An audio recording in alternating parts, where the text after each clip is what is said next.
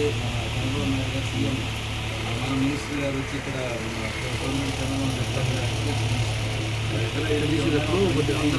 మాట్లాడండి ఏంటంటే 10,000 మంది రైతుల్లో ఒకే ఒక్క రైతు రేట్ మల్లికార్జున ఎక్కి మాట్లాడారు ఆ రోజు ఎక్కి మాట్లాడితే సీఎం గారికి చేసి మల్లికార్జున గారు మీరు ఇప్పుడు కూడా మా మీటింగ్స్కి రావాలి, మీరు మాట్లాడాలని చెప్పారు. అంత ప్రశంసలు అందుతున్నారు. ఇంకొక సంతోషకరమైన విషయం మీకు చెప్పాలి. ఎందుకంటే వీటిలో మనందరూ మీరు తల్లిదండ్రులు ఉన్నారు కాబట్టి ఇక్కడ రైతుకి మించిన తనయుడు ఈ అబ్బాయి ఎందుకని చెప్తున్నానంటే చాలామంది సాఫ్ట్వేర్ చేశారు, ఎక్కడెక్కడ విదేశాలకు వెళ్ళి సంపాదించుకుంటున్నారు, ఏదో చేస్తున్నారు, తల్లిదండ్రులుగా వదిలేసారు.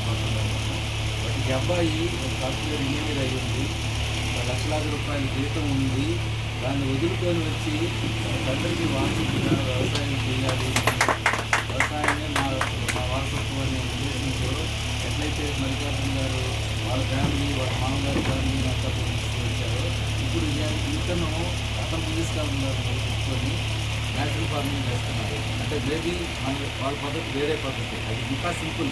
మనమన్నా కొన్ని వచ్చేసాయాలు ఇవన్నీ వాళ్ళు చాలా సింపుల్గా చేస్తున్నారు వాళ్ళు. అది చాలా విచిత్రమైన ప్రకృతి వ్యవసాయ విధానము. అది చెప్తాడు అబ్బాయి చెప్తాడు. నేనేమంటున్నానంటే కూడా కొంతమందికి వ్యవసాయం మీరు అవగాహన కలిగించాలి. అందరూ బాగా చదువుకున్నారు, విదేశాలకు వెళ్ళిపోతే మన దేశ పరిస్థితి 140 కోట్ల మంది ఉన్నారు. హైయెస్ట్ కంట్రీ మనకు. చైనా అన్నారు, చైనా తగ్గిపోయింది, చైనా పాపులేషన్ తగ్గిపోయింది. ఇండియా పెరిగిపోతూ ఉంది, ఎక్కడికో పోతూ ఉంది, ఎంతవరకు పెరిగిపోతా తెలియదు. వాళ్ళందరికీ భోజనాలు పెట్టాలంటే ప్రతి ఒక్కరు ఉద్యోగాలకు పోతే మనం పండించే రైతు ఎవరు? ఇది పెద్ద సమస్య అవుతుంది మన ఫ్యూచర్లో, ఫ్యూచర్ జనరేషన్. మేము బాగానే ఉన్నాము, మరి ఆ పిల్లోడిని చూస్తే నాకు బాధ వేస్తుంది. రేపు పొద్దున వాడు భవిష్యత్తు ఎంతుందో నేను ఊహించుకోగలను. ఎరువులు దొరకవు, పురుగు మందులు దొరకవు, వ్యవసాయం చేయలేరు, ఎక్కడికక్కడ వ్యవసాయం వదిలేసి వెళ్ళిపోతారు. అది తినాలంటే తిండి దొరకదు. ఇలాంటి పరిస్థితులు వస్తాయి ఫ్యూచర్లో. చాలా ఘోరమైన పరిస్థితులు చిన్నపిల్లలు ఎదుర్కోవాల్సిన పరిస్థితులు వస్తున్నాయి కదా. కాబట్టి ఇప్పుడైనా మనం అట్లీస్ట్ ఇప్పుడైనా నిద్ర మేలుకొని ప్రభుత్వ వ్యవసాయ విధానాలు చేసుకుంటా పోతే రేపు పొద్దున ఇది ఒక ఆల్టర్నేట్ మెథడ్. ఆ కెమికల్ ఫార్మింగ్ అనేది పోతుంది కదా. ఎరువులు ఇవ్వరు పెడితే రైతులు యూరియా కానీ ఏమి దొరకవు. దొరికినా కూడా హైయెస్ట్ రేట్స్. ఇప్పుడు 45,000 పెడుతున్నారు ఎకరాకి ఖర్చు. నాకు తెలిసి ఈ సంవత్సరం 50,000కి వెళ్తున్నారు, మేబీ నెక్స్ట్ ఇయర్ 60,000కి వెళ్తుంది. పండించేది ఏమి ఉండదు, రైతుకి ఏమి మిగలదు.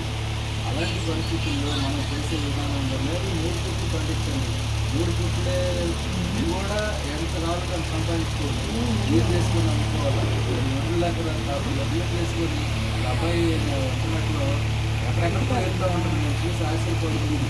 ఎక్కడ బడ్డీలు నగరు, ఎక్కడ తెలంగాణ, ఎక్కడ అసలు ఓట్ అంటున్నమాట.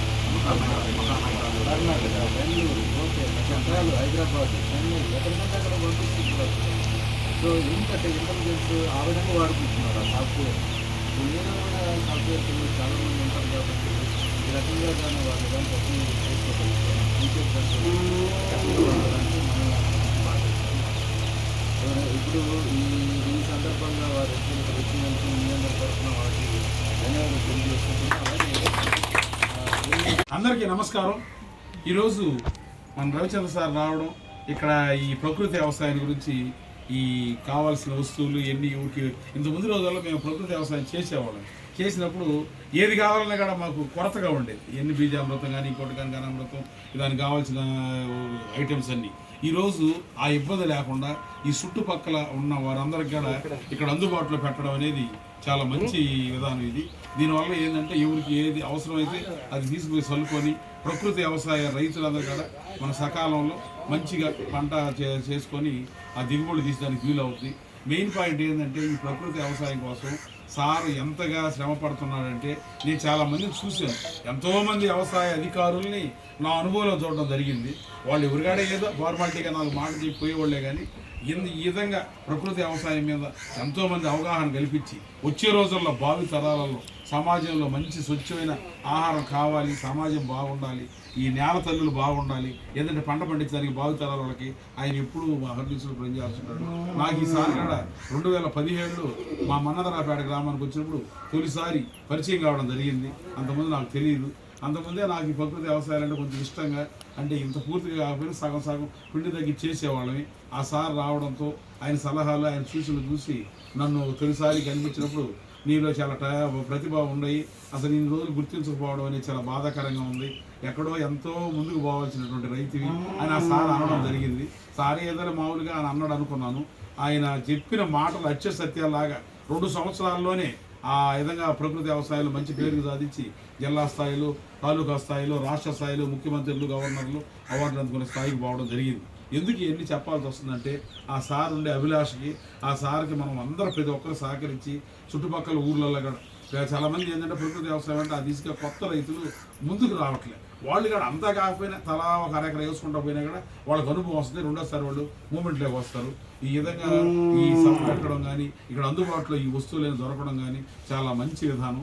కాబట్టి అందరిని ప్రతి ఒక్కరిని అభినందిస్తున్నాం. ఒకప్పుడు స్వతంత్ర పోరాటం అని ఉండేది, దేశం స్వేచ్ఛ కోసం వాళ్ళు పోటీపడేవాళ్ళు. నాకు అట్లా అనిపిస్తుంటుంది ప్రకృతి వ్యవసాయం అందరూ అంటే దీనికోసం కృషి చేసేవాళ్ళు, మోటివేట్ చేసేవాళ్ళు, సిఆర్పీలు, సిఎస్పీలు ప్రతి ఒక్కరు కానీ ఆ విధంగా దానికి ముందుకు వచ్చే రైతులు కానీ అందరూ అలాంటి వాళ్ళు ఏంటంటే ఒక మంచి కోసం, ఒక స్వచ్ఛమైన దానికోసం పాటుపడుతున్నారు. ఈ విధంగా ముందుకు పోవాలని మన ఏరియాలో కానీ మన జిల్లాలో ఇక్కడ క్లస్టర్లో మంచి పేరు తెచ్చి మన రవిచంద్ర సార్ కూడా ఆ అభిలాష నెరవేర్చాలని మనస్ఫూర్తిగా కోరుకుంటాను. Okay, thank you. సార్కి ఫోన్ చేసి రవిచంద్ర ప్రసాద్ సార్ 2021లో 2021 జరిగినటువంటి విశేషం ఏంటంటే అప్పుడు నేను ఫీల్డ్లోకి రావాలంటే sir 100% Sivanarayana sir, Ravichandra Prasad sir వీళ్ళిద్దరు కూడా మీరు ప్రొసీడ్, మీరు చేయండి, మీ వెనకాల మేము ఉంటామని చెప్పి 2021లో నేను ప్రారంభించడం జరిగింది. ఎంచుకున్న మెథడ్ సివిఆర్ మెథడ్ ఫార్మింగ్ అయినప్పటికీ కూడా దాంట్లో ప్రకృతి రత్న అవార్డు అందుకోవడం కానీ, ఒక ఉత్తమ రైతు అవార్డు అందుకోవడం కానీ, ఒక రైస్ మిల్లర్ కానీ, ఒక పుస్తక రచయిత కానీ, ఇలా అన్ని 5 సంవత్సరాల ప్రక్రియలో ఎన్నో చేయడం జరిగింది. కానీ ఈరోజు బీఆర్సి బయో రీసెర్చ్ సెంటర్ ఈ తీసుకోవడం వల్ల ఇక్కడ ఏంటంటే ప్రతి ఒక్కటి మనకి జీవామృతం కానీ, PMDS pre monsoon dry sowing కానీ ఏవైనా సరే మనకి కావాల్సినటువంటి ప్రకృతి వ్యవసాయం చేసేటప్పుడు మనకి చాలా ఇంగ్రీడియంట్స్ అన్ని కావాల్సి వస్తుంది. అప్పటికప్పుడు తీసుకోలేనటువంటి వాళ్ళు మన ఇలాంటి బీఆర్సి సెంటర్లకు వచ్చి తీసుకోవాలని నేను కోరుకుంటా ఉన్నాను. ఒక ప్రకృతి రత్న ఎవరైతుగా నేను చెప్పేది ఏంటంటే రాబోయే రోజుల్లో ఈ ఫర్టిలైజర్స్ కానీ, పెస్టిసైడ్స్ కానీ రావు, వాళ్ళు వచ్చినా వేలాది రూపాయలు ఇప్పటికే చాలా టైట్ అయిపోయింది. ఇప్పటికే ఇంకా రాబోయే రోజులంతా కెమికల్ ఫార్మింగ్ నుంచి కన్వర్ట్ అయిపోయి natural farming Subhash Palekar method కానీ, సివిఆర్ మెథడ్ ఫార్మింగ్ కానీ, చౌహాన్ క్యూ మెథడ్ కానీ ఇలా చేయాలా.